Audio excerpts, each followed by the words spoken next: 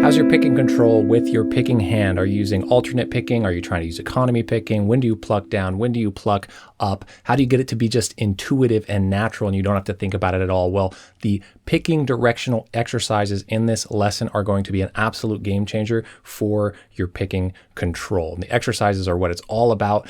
Allow me to explain, and it's going to make a big difference for you. First, let's talk about it in terms of strumming for a second. Which way of strumming seems like a smoother, more intuitive way to strum? This one?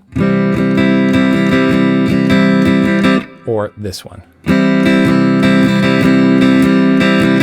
The second one is very awkward. Watch that again. And here's the first one I did.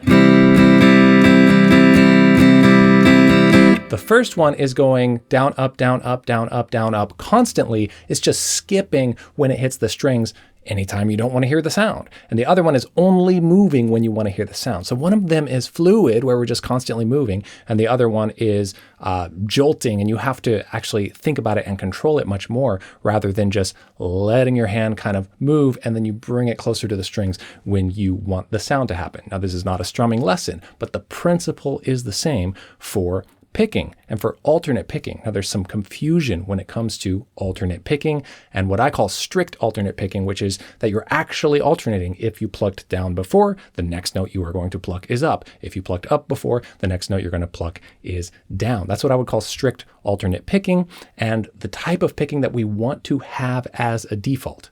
And we definitely want a default. We want a default mode of picking, something that is so concretely intuitive and default to you that as you expand and try other things, say like economy picking, which I'm going to talk about in a lesson very soon. Well, economy picking is a whole different ballgame, and you might want to try it. But what if it goes awry, or what if something gets off? You want to have something that you just is a backdrop for you. So our backdrop picking style is what I would call directional alternate picking. We are actually going to be using this method of moving your hand down, even if you're not plucking, on the down beats, moving your hand up on the off beats, even if you're not plucking. You don't actually have to move it, but think of it this way. The beats 1, 2, 3, 4, you are going to pluck down, and the beats that are the off beats or the ands, you're going to pluck up. So 1, 2, 3, 4, you pluck down. The ands or the up beats between those, you pluck up. Now remember, this is a backdrop. You'll get off from it. I get off from it, but then that's okay. And you'll do things on purpose. I'll do a bunch of downstrokes in different places, but I know that just if I stop thinking about it, I'm going to go back to this version we're talking about here. So it saves the day and it solves a bunch of problems. I have great exercises for you, and the exercises are basically just like a computer program. You can just download the skill. A good exercise should be designed so well that if you just follow the rules of the exercise, you basically get that skill. And that's what I have for you today. And I have some visuals for you on the screen and everything. So let's dive into those. We're going to use a simple C major scale in the 5th position, this shape.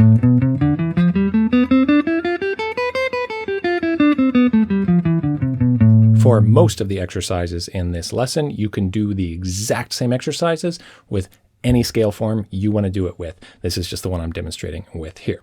So what we want to do is a combination of downs and ups. Exercise 1 happens to be a strict alternate picking because we're playing constant eighth notes. We're not taking any breaks. So we're just going down, up every time. Here is that exercise at 100 beats per minute. 1, 2, 3, 4.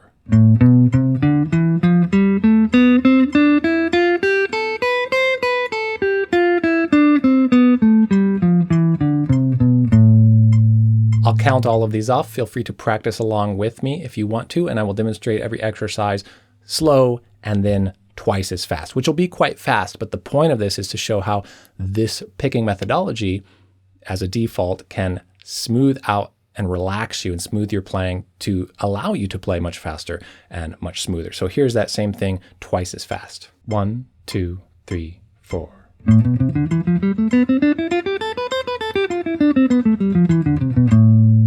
Now that speed is quite difficult there because it's strict alternate picking. We're actually plucking every single note. Ideally, we want to eventually use slurs in some places. Well, if you like the sound of them, I do, and a lot of players use them.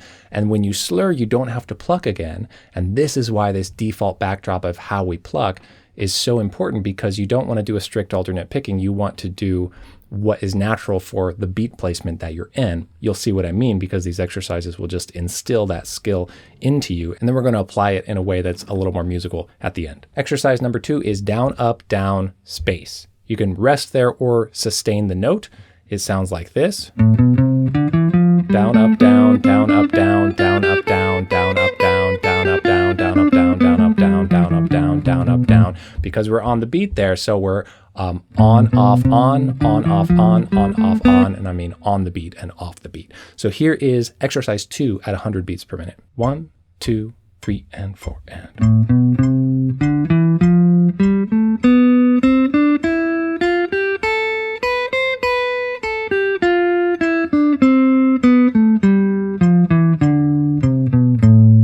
Even if that seems easy for you, it probably is a little bit easy, because it's very natural. Go down, up, down, down, up, down. But as we do all these combinations and you really work on them and you get it to where you can play each of these with a metronome 3 times in a row without a mistake, you have just leveled up your picking directional sensibility, and it'll make a big difference in your playing. Here's that demonstration twice as fast. 1, 2, 3, and 4, and.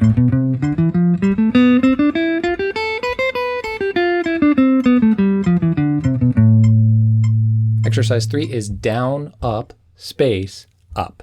Okay, here that is at 100 beats per minute also. 1, 2, 3, 4.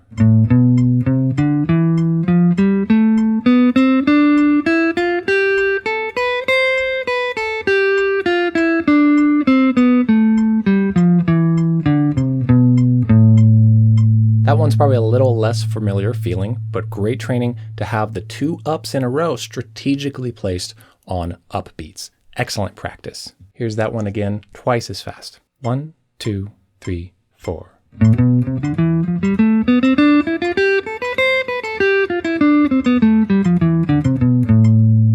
Exercise 4 is down, space, down, up. Here it is, same tempo, 100 beats per minute. 1, 2, 3, 4.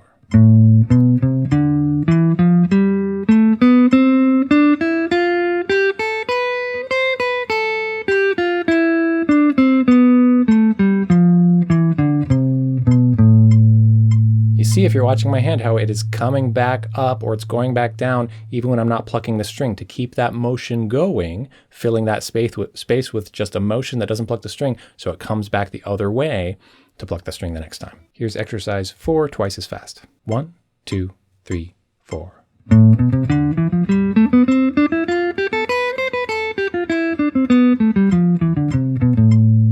Exercise 5 is space, up, down, up. So the first beat is the space. This is great training for just syncopation and feeling that stronger beat internally instead of always playing it. So the click is going to be there and you're not going to play it. And then you play your upbeat, your downbeat, and your upbeat. Here's that at 100 beats per minute. 1, 2, 3, 4.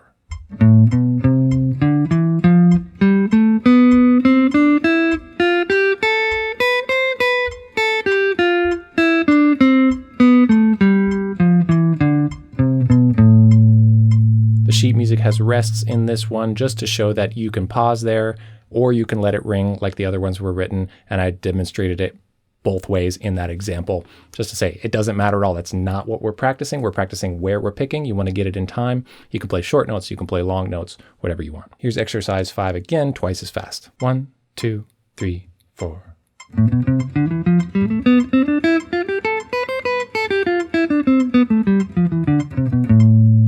Now the actual application for this is more likely going to be scale runs. You might play a bunch of 8th notes in a row or 16th notes in a row, and you want to, like I mentioned earlier, slur some of those, which creates a skip in the picking hand, but the notes keep going. So it's really great to practice scales like that as well. So here is a major scale form with selective slurs added in. We are going to have every note, all 8th notes, but some of those slurs make us have to skip a down or skip an up to put this into practice. So this is exercise 6, and here it is at 100 beats per minute. 1, 2, 3, 4.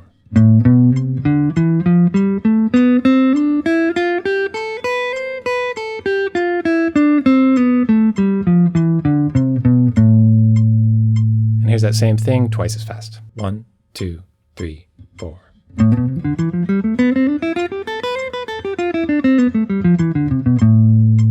Now, if I just plucked all of those, I would create a little bit of tension. I can do it. I played that speed earlier in the first example, but adding those slurs in just a few spots there completely relaxes me. And by knowing exactly, not knowing, but just intuitively being able to pluck up or down in the proper places, I don't get tripped up at all. And these exercises are exactly what get us there. Time for the last one. Let's have fun with this one. We're going to use an A minor blues scale, this shape. We're going to do the same thing. We're going to have selective slurs in a few spots. So it can just be a fun way to rip up and down the A minor blues scale, or the blues scale form anywhere on the neck, obviously, with those slurs in there. Here's that example at 100 beats per minute. This is exercise 7. 1, 2, 3, 4.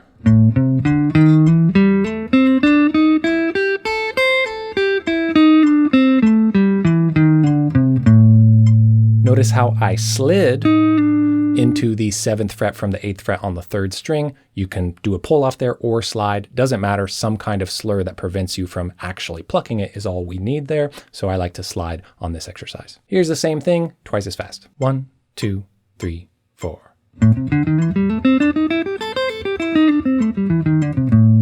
With every exercise you do and you're serious about learning, remember, if it's the right exercise, you're basically just programming yourself to gain the benefits of it and be able to do it 3 times in a row correctly with a metronome, and you will see huge benefits. Everything you need to work on all of that is in this video, but if you want a PDF that has all of it laid out for you, the tabs, the notation, where to slur, the scale diagrams, the little bracket tells you when to pluck down, and the V tells you when to pluck up, so exactly when to pluck each direction. If you want the PDF of that, you can get it by becoming a premium subscriber of my channel and joining my weekly lesson resources membership. You can go to soundguitarlessons.com/join or use the link in the top of the description to support the channel and to get extra resources that go along with my videos. I hope this helped you today and that you will become an intuitive master with your directional picking, your alternate picking. And remember, this is just a backdrop that we can fall back on, and you can do all kinds of other things as well. It's not a rule. You don't have to do it. We just want a relaxed way to have a default mode of playing that we don't have to use any cognitive energy and thinking power to figure out which direction that we're picking. But you can try all kinds of other things as well, like economy picking, which I'm going to have a video on in a couple weeks. So make sure you're subscribed. Thank you so much for watching. Take care and happy practicing.